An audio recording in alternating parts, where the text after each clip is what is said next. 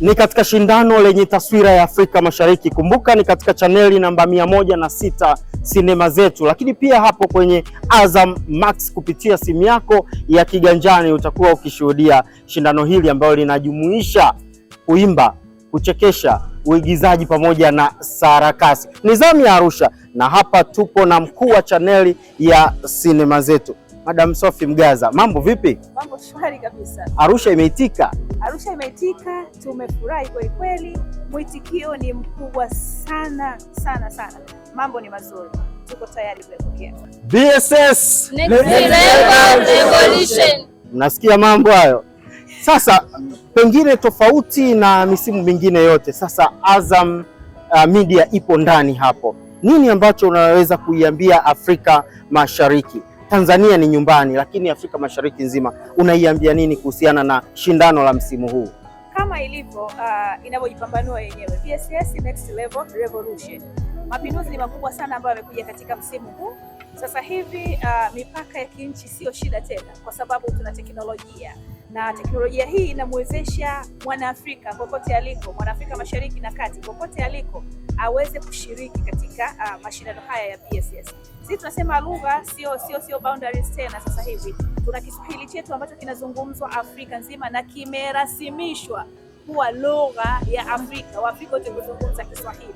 Kwa hiyo Mswahili yoyote, si lazima wewe Tanzania, yote anazungumza Kiswahili, BSS ni nyumbani kwake. Na tuna app ambayo itatangazwa siku si nyingi, ambayo itawafanya washiriki kutoka maeneo tofauti waweze kushiriki katika BSS, na wakishaingia katika shindano hili ni wazi kwamba wataonekana bila kuwa na pingamizi lolote. Kuna Azam TV Max ambayo inapatikana global, inapatikana duniani kote.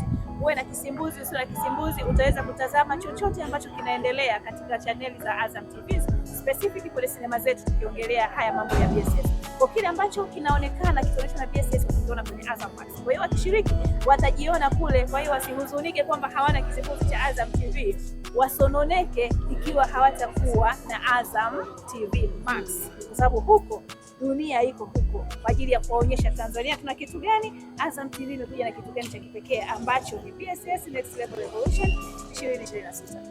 Asante sana. Na hapa wakati niko nazungumza na majaji katika mambo mawili matatu, wameniambia kama kuna msimu tutakuna vichwa kwelikweli kuwapata washindi ni safari hii. Unasemaje? Hiyo ni sahihi kabisa.